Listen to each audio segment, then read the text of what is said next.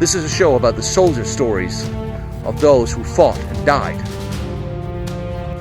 In the show, as we travel from country to country in Europe, visiting old battlefields, talking to those people who are still alive, who still remember those fierce, ferocious battles. If you're 18 years old today, I don't think you could possibly imagine the horror of what it must be like throughout Europe when the cities above were bombed, to hide down here, maybe a huddled room, but you can hear my voice resonating. Could you imagine if tons of bombs were being dropped right above you?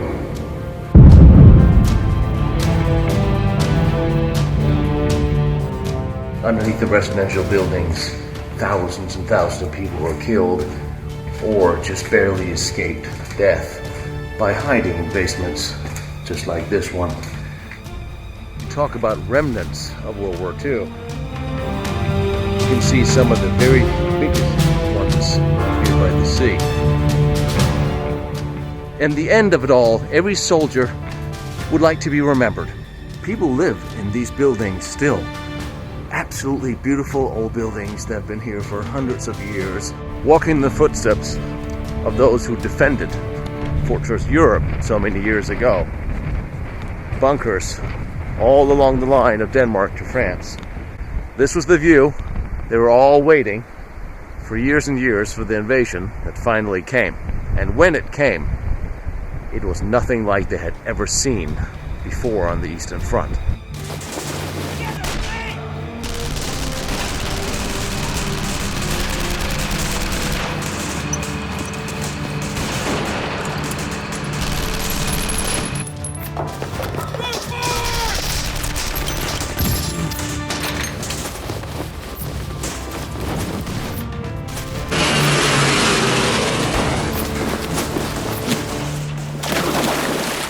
And when the bombers came, this is what you wanted to see. In the middle of the night, you would rush to a small shelter to hide. Anywhere across Europe, you would hope to find one of these when the time came.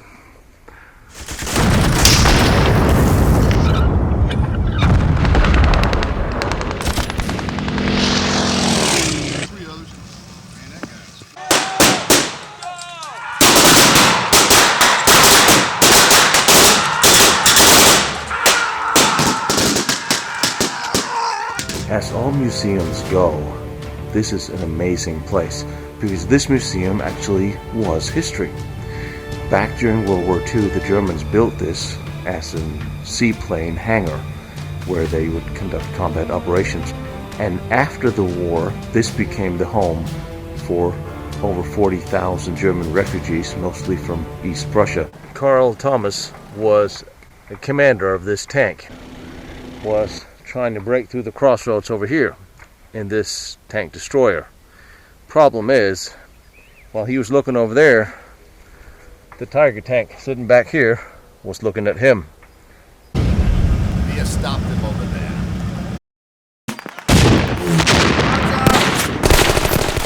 Fatal mistake.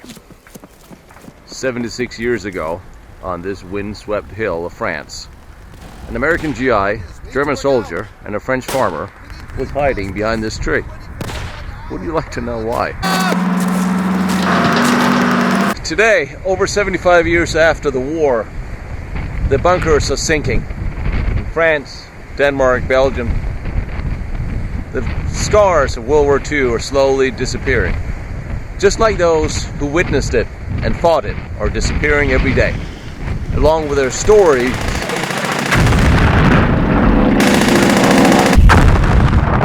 where there are signs of a war that never really touched the American shore.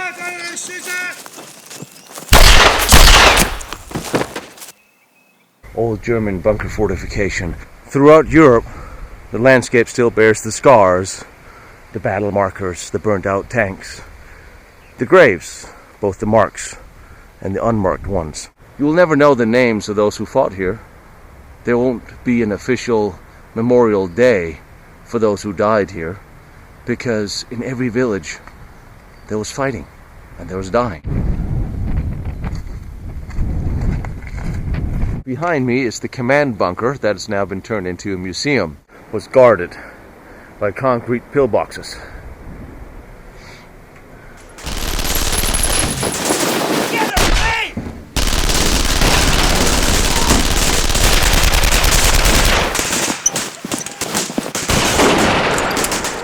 It's fascinating to see the amount of building in a few short years the German troops did throughout all of Europe, Scandinavia. Gun emplacements, radars, so far ahead of their time.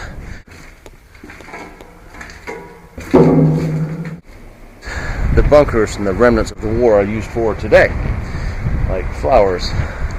This was a very large command bunker during the war. They tried to demolish it for years, but they really couldn't, so instead put a roof on it, and now they sell ice cream from there. Some very lucky person has a lifetime wine cellar that'll last, built by the Germans, preparing for D-Day. My great-great-grandfather spent World War I disarming sea mines like this off these waters here on the west coast. I never met him, really. I never had a chance to sit down and hear his stories. I would have loved to. The least thing I can do now, being a filmmaker in Hollywood, is travel Europe, visit the battlefields, and talk to those still alive who fought on them. Hear their stories on all sides and pass them on to the next generation, who one day will wish they had asked their grandparents their stories.